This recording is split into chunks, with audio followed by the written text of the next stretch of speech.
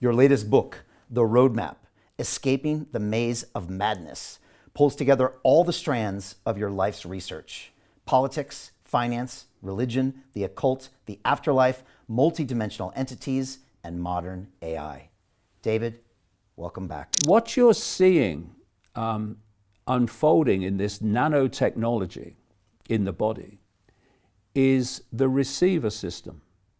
That's why people are pointing out who've investigated this as a speciality, that this nanotechnology is getting in the brain. Now, how does the brain, how does it process information? It processes it electrically and it processes it electromagnetically. And if you can get the nanotechnology in the brain, it's receiving the electromagnetic field information, and suddenly you've got a hive mind unfolding. And that's what's happening. And the digital side of this is the other side of the control system, where if you have a digital ID, you cannot take part in mainstream society without the digital ID. That's the idea in the end. Which was just proposed by the Prime Minister here. Just proposed by Keir Starmer. Right, with the reason being illegal immigration, which I would love to get into. Yeah, well, what's kind of interesting, you know, because problem, reaction, solution. I do say, I've said over the years many times, this cult plays the long game. And I've also, I also came up with this phrase, problem, reaction, solution. You create the problem, blame someone else for it, and then openly offer the solution to the problems you have covertly created.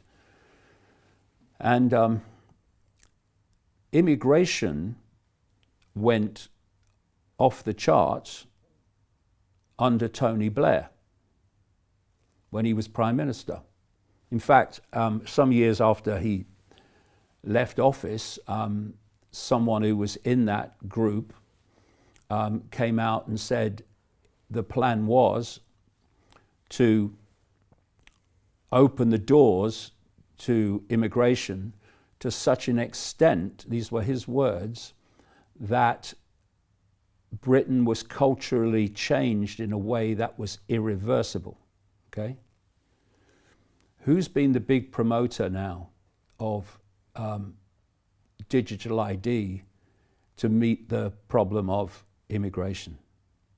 Tony Blair, the man who's actually the handler of Keir Starmer. So they play the long game. They create the problem, and then they come out and say, here's the solution to the problem, which just advances the agenda. And so the digital ID is connected to the digital currency, the central bank digital currencies. And the key thing about digital currencies is they are programmable. Programmable so that from a central point you can dictate what people can buy, what the digital currency will work to buy and what it won't work to buy. So you're dictating now what people can buy, like my books, for instance. Do you think they might just disappear? Also based on your behavior and future behavior. Exactly. And also programmable in an area that they will operate within, and outside of it they won't. So if you want to create, which is now a big thing that's becoming more and more obvious, more and more people are becoming aware of it, this 15-minute city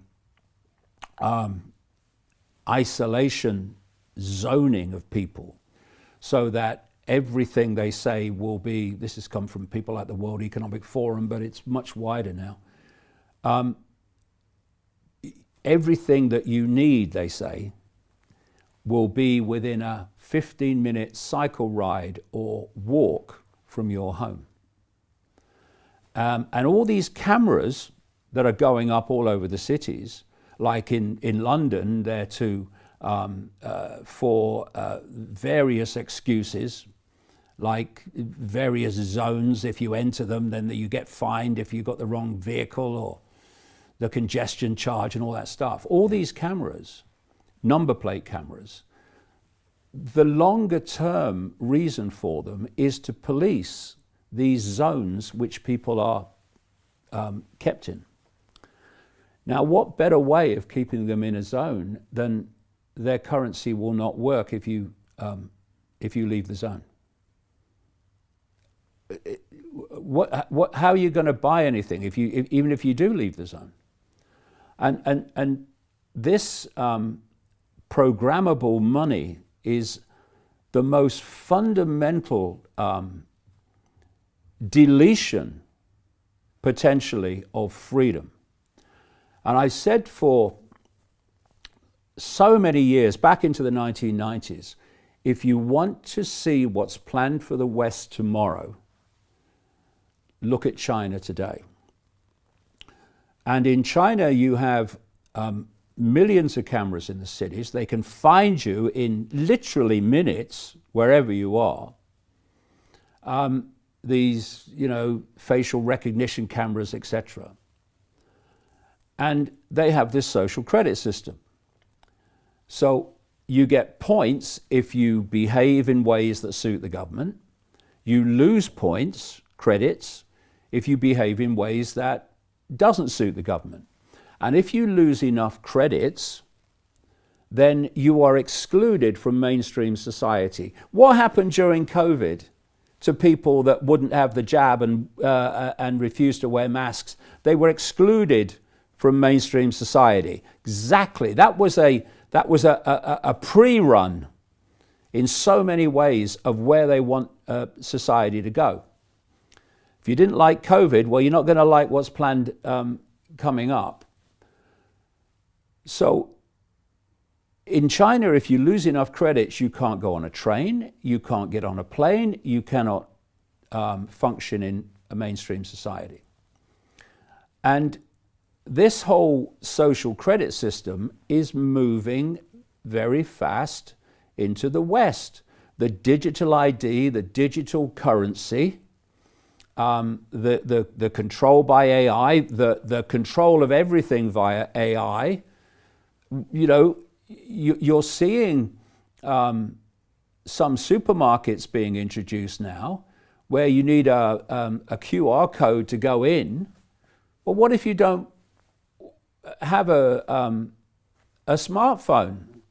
What if you don't want to be part of that system? Well, you don't get in the supermarket then. You pay with your fingerprint too. Yeah, of course you can. It's the same thing. It's all this unfolding control system. So let's put it together.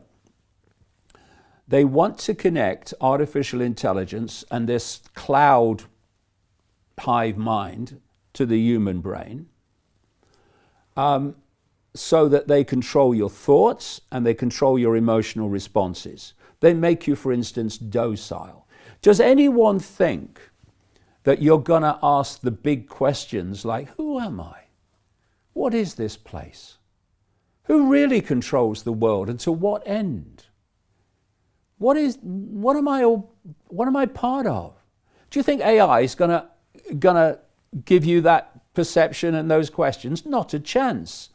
The idea is that you become docile and subordinate, and you simply obey. You become an automaton. That's the idea. If you want to read more and watch more of my content, then go to the description under the video where you can buy my books. The latest one is The Roadmap, where you can get tickets for public events, and how you can subscribe to a fantastic video channel called Iconic, iconic.com.